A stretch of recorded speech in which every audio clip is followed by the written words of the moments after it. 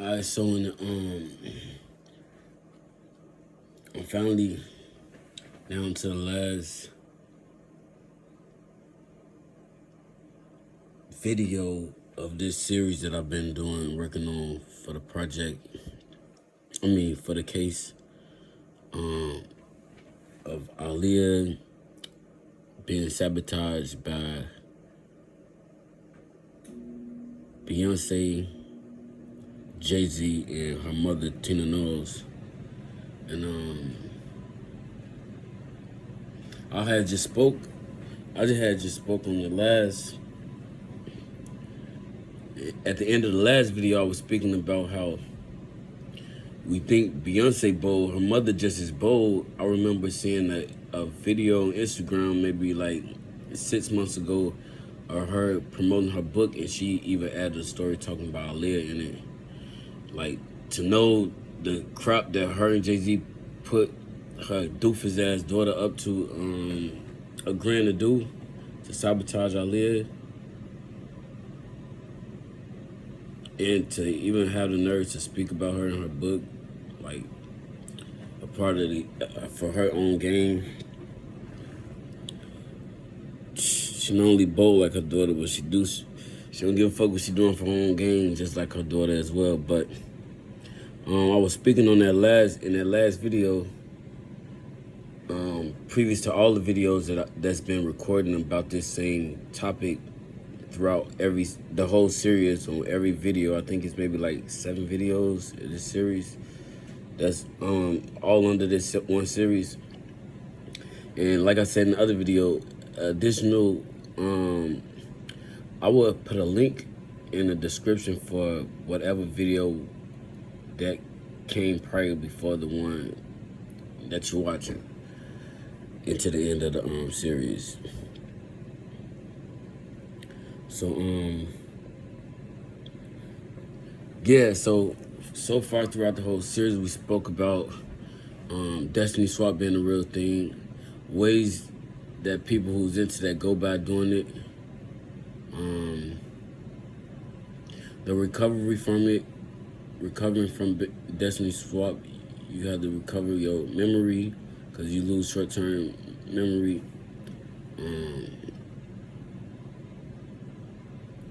The difference in their persona change throughout, around that time as that happened, and as the sabotage and D.swap during that time when it took place all in 2000, from 2000 2001, the difference in their persona changes and showing how they still have their same characteristics, although they went through the D.swap. Now we down to the last one, where showing the difference. And I spoke at the end of the last video. I'm like, it's a difference when you just know of someone and they passed away, and your response due to their tragic, if it's a little, real simple and short, that's understandable because you only know of this person. You don't really have no tied history or memory with them. Versus someone having ties with someone, real memories. They don't just know of, but they actually know the person. Their response to the tragedy be a little more sincere than what I'm about to get ready and show y'all. But speaking on that last video with Beyonce's mother speaking on her in her book, I had to go to her Instagram page to find what I was talking about in the last video, and I actually ended up finding it. And while I was finding it, I came across I seen that she had just posted about Ananda Lewis had died today. I'm like, damn, that's crazy. And I had just seen a picture of Ananda when I was looking at Aaliyah funeral photos.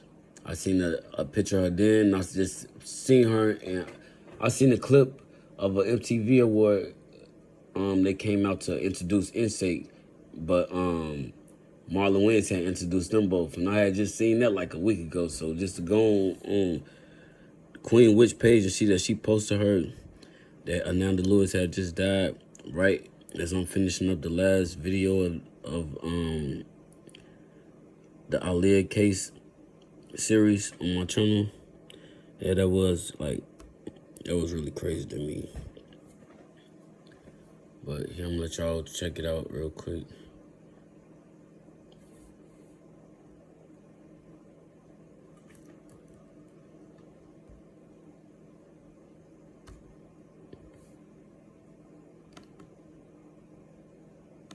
Is this it's a picture or what?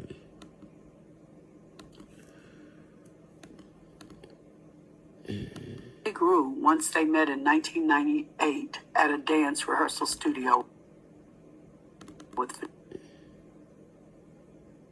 Fatima Robertson, perhaps the most accomplished choreographer in the industry. Destiny's Child was practicing for a video for their single with Timberland, Get on the Bus, a track off the Why Do Fools Fall in Love soundtrack. They had been at it a while when I walked in to join them, and I saw there was a young woman sitting on the floor by the door, quietly rewinding the cassette tape so the girls could start the song again. We smiled at each other and she pressed play on the tape. When Beyonce came over, she said, "Aaliyah, this is my mama."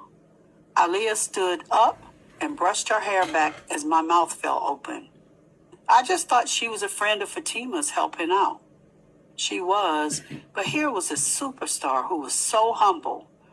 We got to chatting, and after Matthew came in, Aaliyah asked permission to take the girls along to a video shoot that night. Matthew hadn't recognized her either. So Beyonce and Kelly were just humiliated as he went into full dad mode. "Well, how old are you?" he asked Aaliyah. Even when he realized who she was, he still asked, "Do you have your driver's license? Okay, let me see." Aaliyah laughed, showing her ID. "I'll get him back," she said. "I'll get him back to you." Aaliyah said it was very sweet that the girls were so protected. They all kept up their friendship, always excited just to be around this artist who proved you could be great, have hits, and be in the movies and stay so humble. Later, we would be devastated when we lost Aaliyah and Chris together in August 2001. Destiny's Child was headlining MTV's Summer TRL tour, and we were on a tour bus from Indiana to Chicago when we heard the news. A Cessna carrying Aaliyah, Chris, and 7 other people had crashed leaving the Bahamas. They were there to shoot Aaliyah's video for Rock the Boat, and Eric had his best friend Chris fill in for him while he was on tour with Macy Gray. A depression fell on the group, and for the 2-day break they had between Chicago and LA show,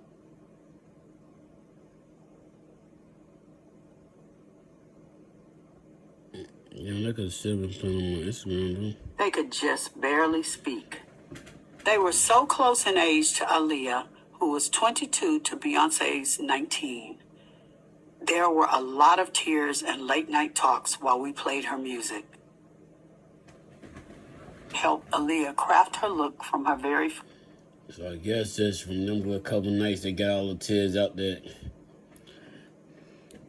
I guess that she had, because shit.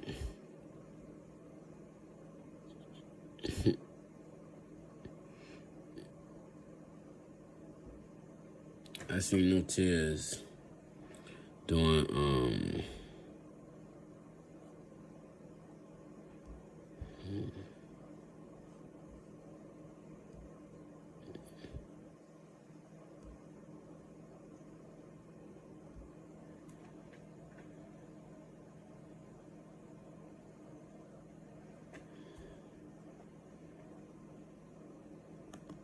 It's scary because that could have been any one of us, and she was an angel, and I know that now she's with God. She was our age. It's scary because that could have been any one of us, and she was an angel, and I know that now she's with God. She was our age. It's scary because all them tears that her mom was talking about they had, they damn sure went nowhere near this one. It was just such an unsincere response. And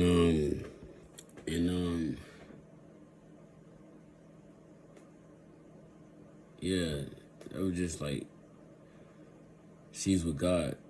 Little did her goof ass know that Aaliyah was a God. She's the exalted one. She's the one that holds the book to the synagogue.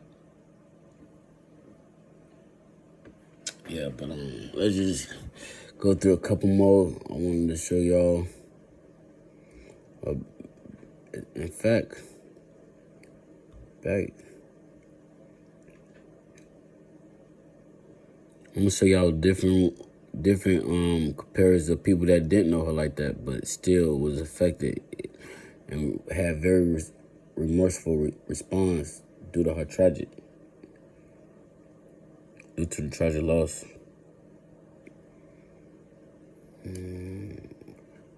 What was that video? I think it was just at 32.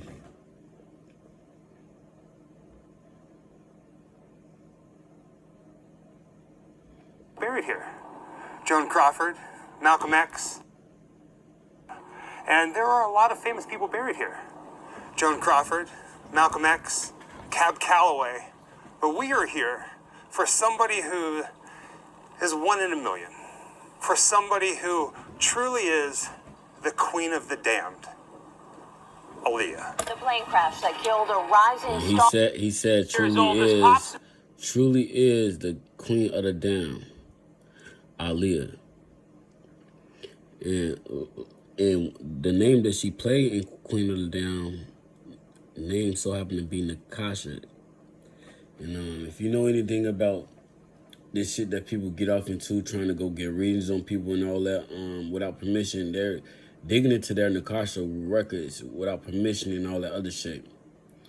And like he just said, truly is the Queen of the Damned. Because again, for ones who don't know, Aaliyah is a God. She's God glory in heaven. She's the one that he not only exalted himself as his glory, but the one that he trusted as well. That's why she holds the book to the synagogue.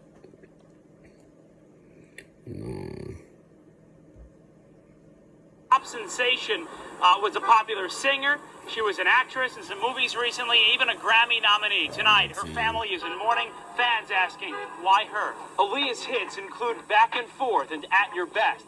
She acted in the movie Romeo Must Die. She was such a in her life. Like, she was very, very good. The time that in her career, Think of Aaliyah. What do you remember? Like, talk. Would have been the same age. So I mentioned the song "One in a Million" and the movie Queen of the Damned. Mm-hmm. When you think of Aaliyah, what do you remember? Like, talk about some of your memories with her or of her. gosh.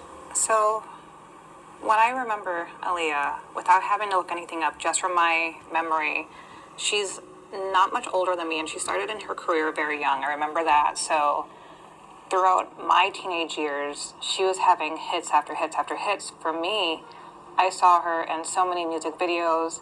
I saw her everywhere on merchandise, in the CD store, on T-shirts.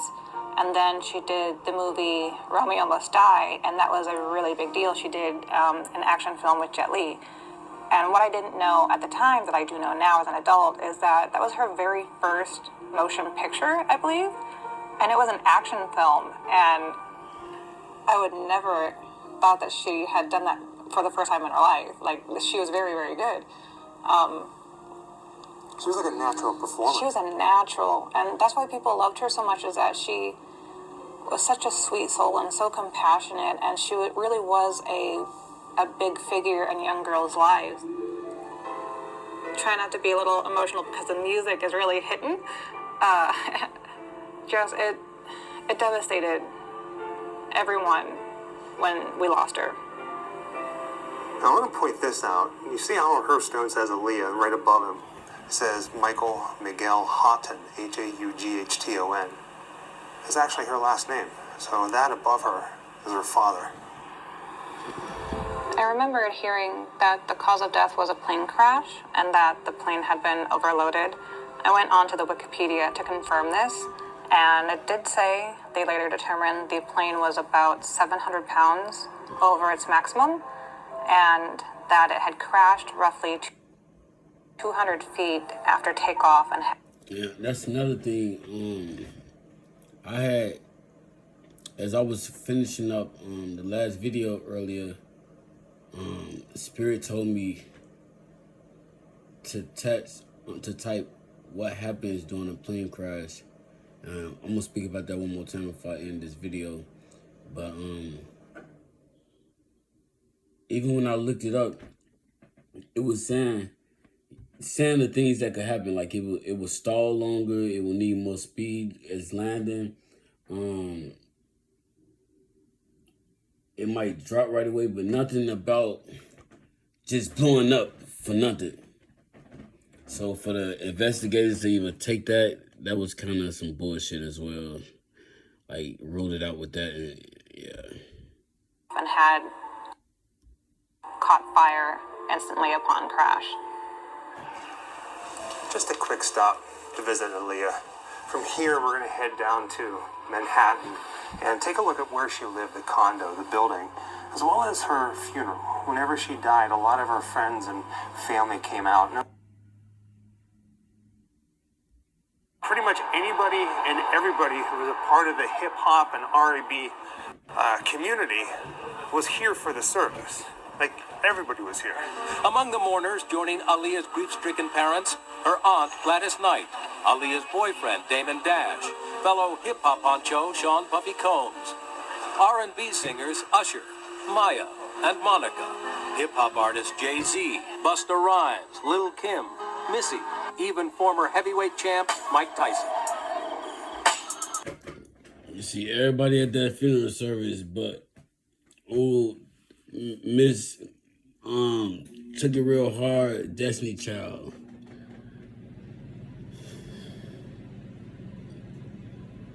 Tina Knowles. You heard. Even if you go back and pull up old videos from back then, you heard Tank response about the tragedy was really remorseful. Alicia Keys, her response was really remorseful. Monica's response was really remorseful. They were still at the funeral as well, though, the service. And yeah, I think that's pretty much it at this. So I'm gonna go back into my we give her Mary J. Blige real quick too.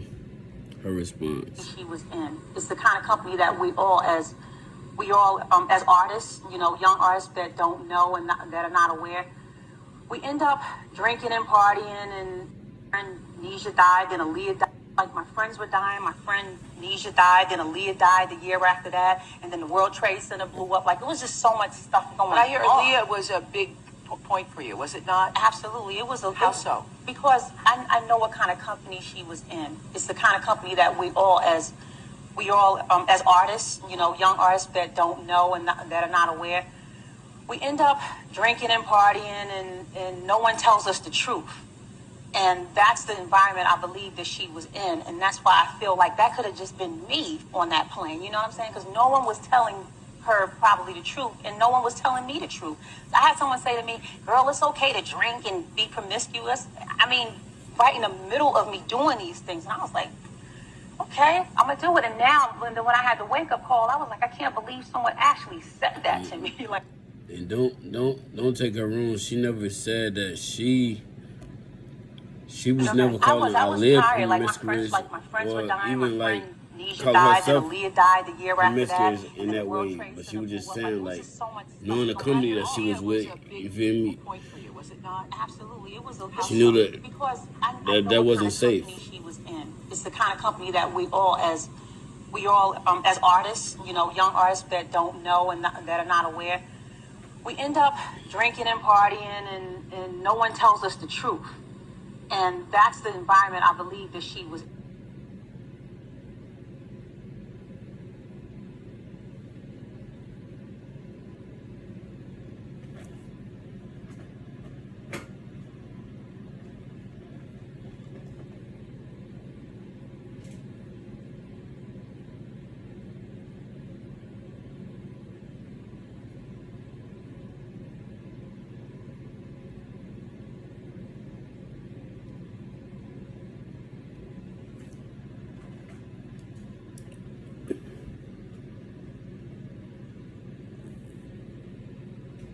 Facebook. Oh, they did? Yeah. Rest in peace, Aaliyah. When I tell you, Aaliyah is one of my favorite people ever. Y'all, she was so sweet. She was the first. I'm gonna tell you something. When I went through my situation, she was the only artist that called and asked me how I was doing and to check up on me and make sure everything was okay. And like everybody was, trying to be, well, we don't know what's going on, blah. She was the only artist that called and was like, I just want to call and see how you doing. And that was so nice of her, so sweet of her. And I will never forget that girl, ever. She was not only was she absolutely gorgeous on the outside, she was even more beautiful on the inside. She was smart. She had swag like nobody else. She was just awesome. Just awesome. Yeah, they love. That's the type of response you have on a tragic of someone that you had a good memory with, that you can go down memory lane with and say, yeah, that's the type of response you have when you hear about a tragedy to someone that you had some time with.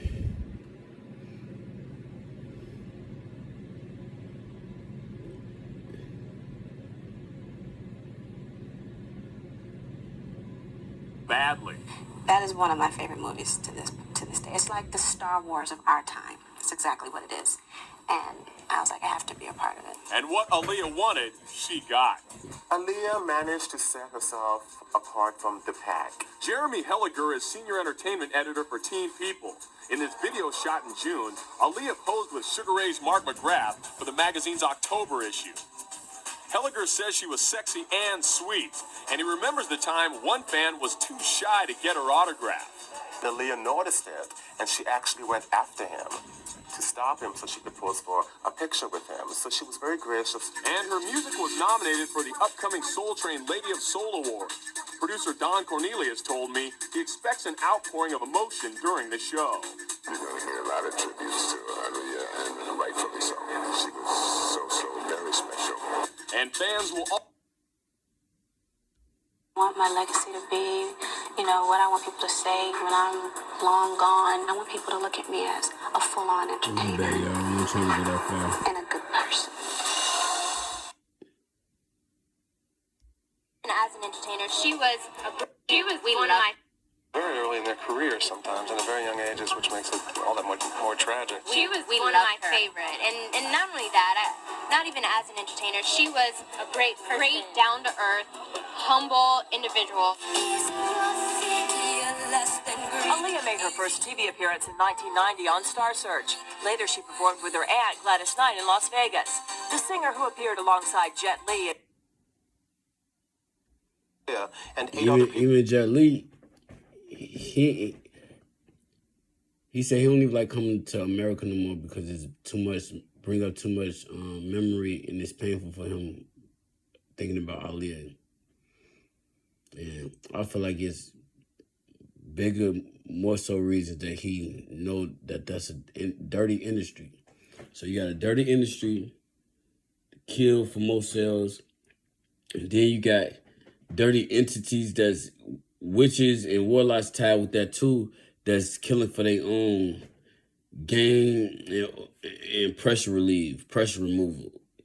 So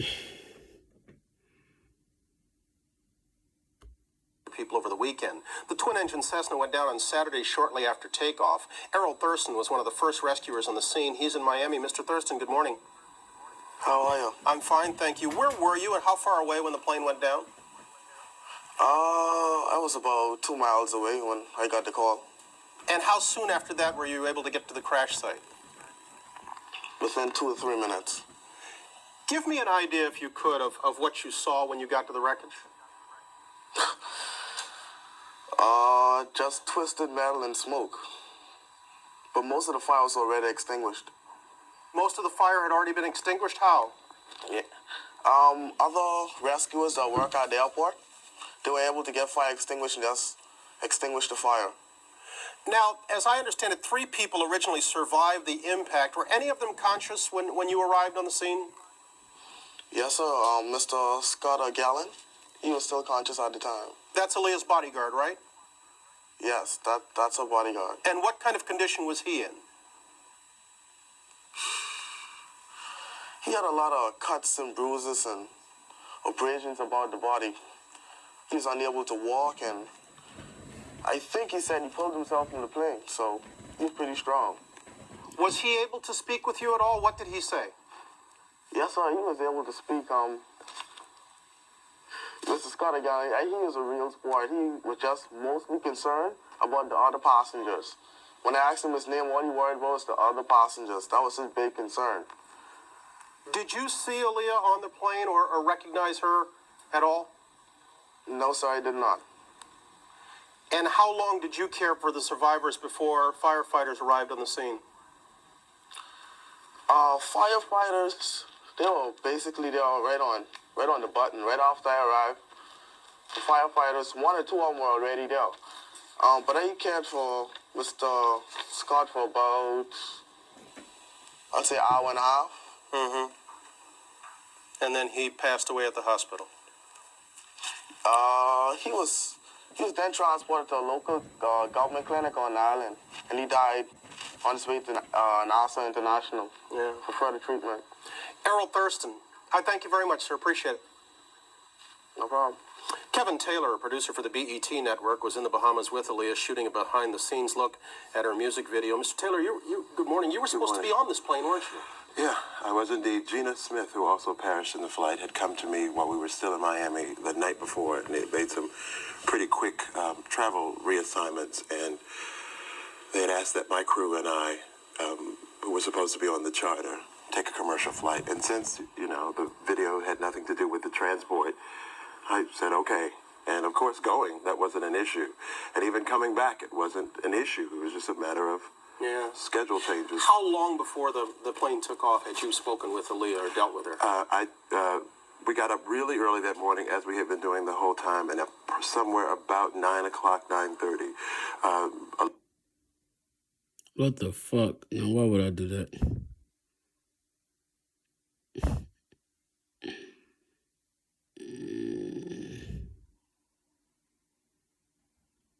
Okay. It was something else I really wanted to show with that, so I'm gonna still go back to it real quick, y'all.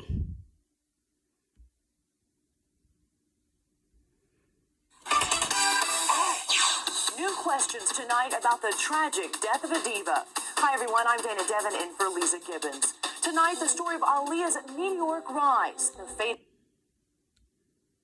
And the glamour. It was very tiring. They wanted out. I've heard reports that she was up as early as 4:30. Aaliyah was up at 3, and so by the time noon arrived, she was exhausted. Are you aware of any argument that may have happened supposedly between a member of her entourage and the pilot? The speculation of that is still is unsettling and makes no sense to me, because the pilot would instantly put his own life in jeopardy. It's not as if a secondary pilot suggested that the plane go up.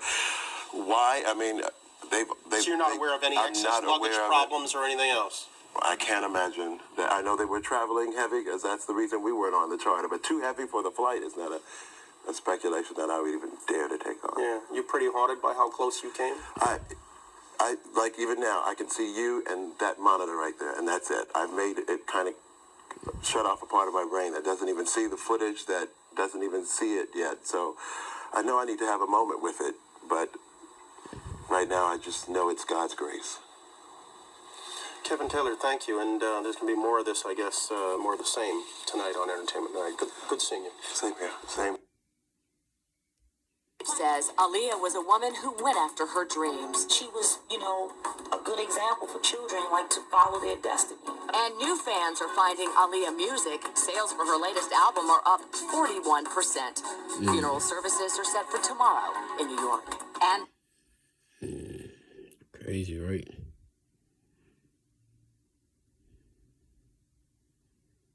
Speaking of that, that's what she wanted.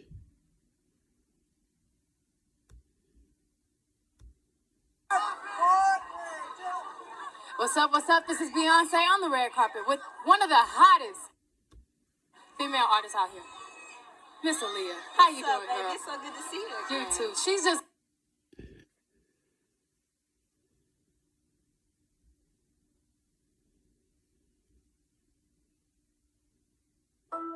As long as probably...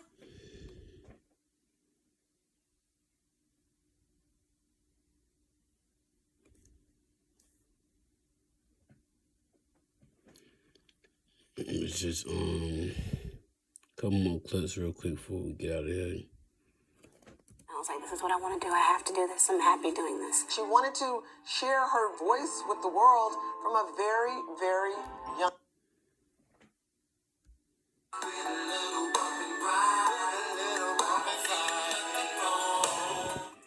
Everything he did was gigantic at that point, and he sort of kept going up and up and up.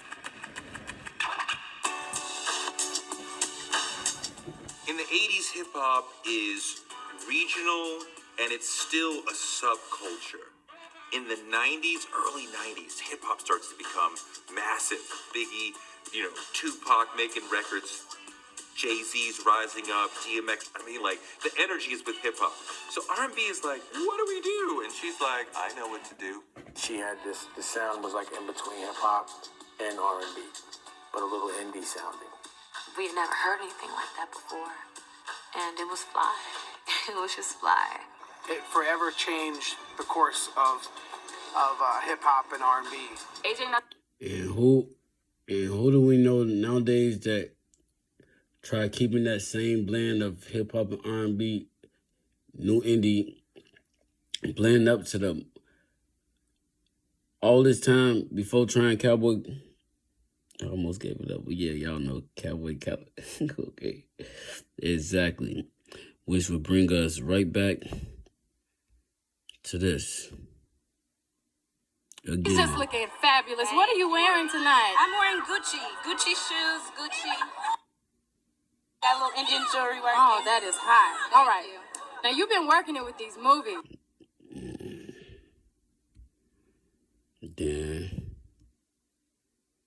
just bring you back, right back to this shit. Very first album. Her mother. Kelly and Beyonce already idolized They was Aaliyah, sad. but that All love other only bullshit. grew once they met in 1998 at a dance rehearsal studio with Fatima Robertson. Perhaps the most accomplished. He's gonna bring me back to this, honestly.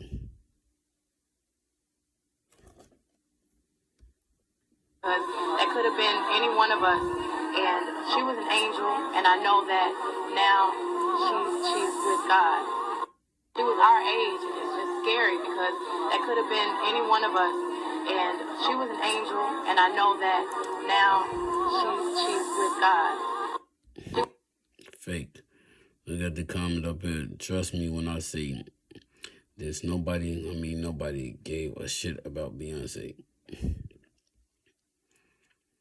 I mean, I ain't say that, but I liked the Beyonce back then. I liked her all the way up until 6 months ago when I had a conversation with the source of heaven. Show you a few comments. It's back to her mama video. I'm just gonna show y'all a few comments of people commented on her mama video about this shit. Hold up. No, that ain't it.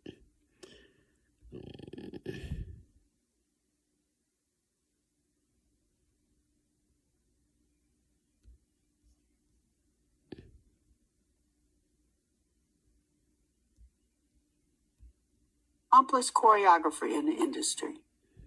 Destiny's Child was practicing for a video for their single with Timberland, Get on the Bus, a track off the Why Do Fools Fall in Love soundtrack. They had been at it a while when I walked in to join them, and I saw there was a young woman sitting on the floor by the door, quietly rewinding the cassette tape so the girls could start the song again. We smiled at each other and she pressed play on the tape. When Beyonce came over, she said, Aaliyah, this is my mama.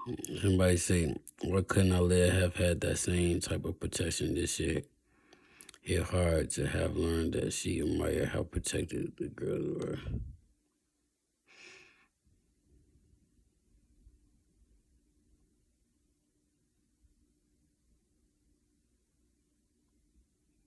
Destiny Child getting busted on my personal favorite music video. The dance moves were very smooth. Aaliyah and Fatima Robinson choreography.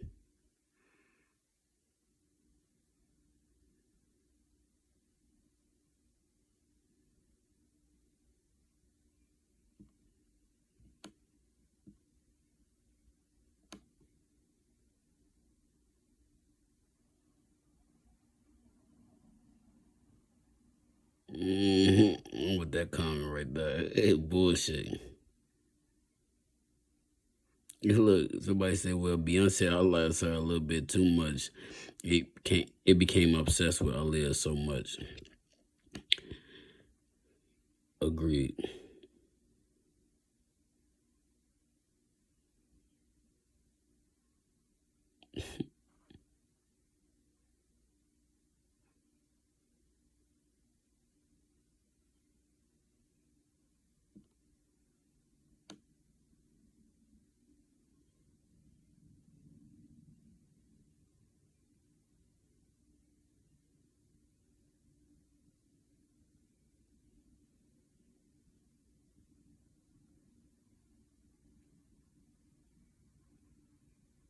Somebody say, wait, how the fuck, mama and dad, I did not know who Aaliyah was. She was shit in that era.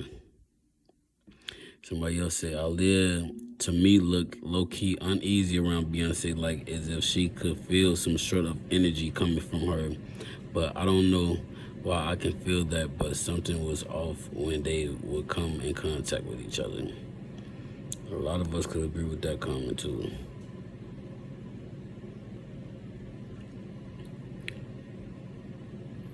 Somebody else, bullshit, I don't buy it one bit. Beyonce did not want Jay near Aaliyah.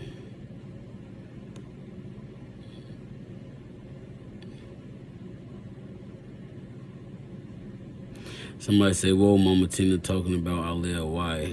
That's very strange to bring her up at a time. But that's just my opinion. Please don't come for me. I agree with that too. All right, I'm gonna wrap this video up. We made our points. Aaliyah justice here. All has been brought back and finally stamped on to the real judge, the universe supreme creator. And ain't nothing going unseen, unnoticed, without seeing his vengeance from your dirt, the evil of your works.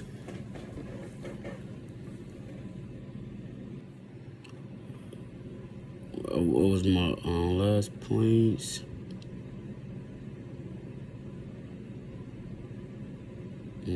Took care of that.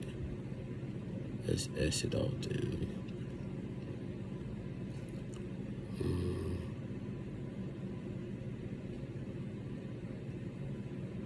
Oh, do this for a couple minutes real quick. Say your name right. Tell me how to say your name. Aaliyah. Her response. Voice for the voiceless. She also established many highlighted friendships, including one with Aaliyah. In a recent Instagram story post, Ananda got emotional as Aaliyah's hit song Try Again played in the background. I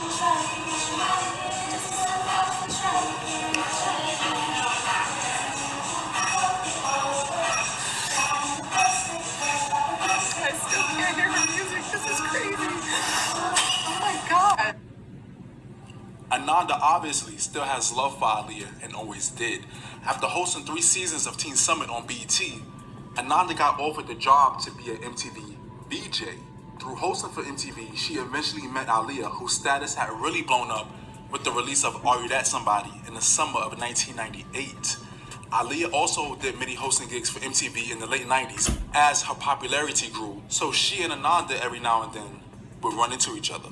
Even while hosting a New Year's Eve special together in 1999, you can see their growing friendship. Hey y'all, we got Aaliyah inside from the cold weather, girl. Thank you for hanging out with us for New Year's Eve. Did you have a good time out there? Oh yeah, I had fun.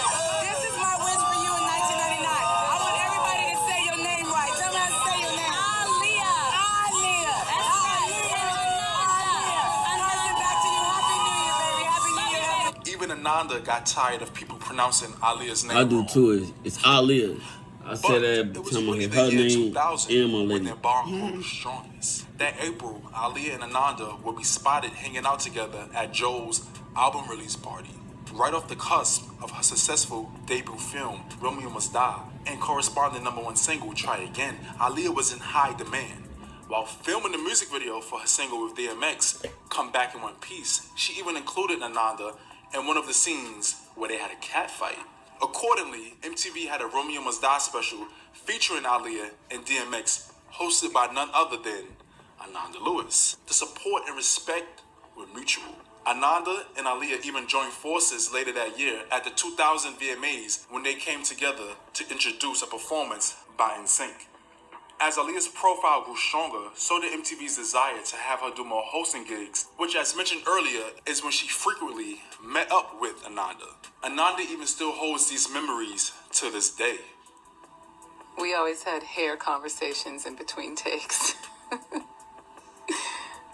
Oh man, I miss her. As the year 2001 rolled around, Aaliyah and Ananda kept in touch as much as possible with their blossoming careers. Aaliyah would release her highly anticipated third self-titled album, while Ananda continued to host MTV specials featuring music and social issues while developing her own talk show. Unfortunately, one of the MTV specials Ananda would eventually host would be a music video tribute dedicated to Aaliyah after her tragic accident that August. During the special, Ananda would read messages sent in from fans and celebs, while Aaliyah's music videos played in between. Ananda will also be seen at Aaliyah's funeral, very emotional, understandably so. A few days later, the Ananda Lewis talk show would premiere, but of all days, it just so happened to premiere the day before 9/11. Just wow. With Aaliyah's passing, 9/11, and with the news that her grandmother needed her care, the talk show was short-lived, and Ananda decided to leave show business for a while as her heart was not in it anymore. She did, however, appear in the music video for Aaliyah's posthumous single, Miss You, over a year later. When asked about their friendship after appearing in the music video, Ananda stated, "We were friends. We would hang out when she would come into town, both at work because we did a lot of shows together, but then also outside of work too." She also added, "I read somewhere that someone said that, oh, they were best friends. I would say that's an overreach. Like, we were definitely friends. There was a lot of love and a lot of fun shared between us. But I know she had literal best friends, and I never want to step on that, but we were cool. She was amazing, kind, and smart, beautiful, talented, everything everybody knows. But it was all exactly that, and up close too." Ananda acknowledged that although they weren't the best of friends, they still had a strong bond that was continuing to develop. Nowadays, Ananda is a very skilled carpenter, still very active on social media, and even has her own YouTube channel where she discusses her time hosting while making other nostalgic and lifestyle content. Aaliyah and Ananda were both it girls in their respective careers who had an evolving friendship. Although the friendship never got to see its full potential, sadly reflecting Aaliyah's life and career, the bond they created left a long-lasting impression. Please don't forget to comment, like, subscribe. So, R.I.P. to Ananda Lewis. So hopefully, it seemed like she was genuine to me. If that was a genuine friendship, but shit, she already joined the queen, especially, that's the God. So yeah, if this is pure, she joined forces with her definitely today. So we gonna wrap this up now. Again, R.I.P. to Ananda Lewis. Fucking with this industry, you just don't know who you could trust. And this shit bring us back to this. Everybody seemed very sincere with their remorse to this tragedy, except for this one. What's up, what's up? This is Beyonce on the red carpet with one of the hottest female artists out here. Miss Aaliyah, how you doing, girl? It's so good to see you again. You too. She's just looking fabulous. What are you wearing tonight? I'm wearing Gucci. Gucci shoes, Gucci. Got a little Indian jewelry right Oh, that is Aaliyah hot. said, All right. Now, go to porn, make me bad, make me bad. That's what she wanted. Very nervous, but I'm real happy. It's something I've wanted for a long time, so to finally make that transition, it's great. You're doing another movie this summer, right? Hopefully things work out. Everything will be rolling. That's great. What are you looking forward to seeing? Tonight? Tonight. Yes. I want to see D'Angelo perform. Girl, I'm with you because you know he's fine. He's fine. He's hot. All right, back to you.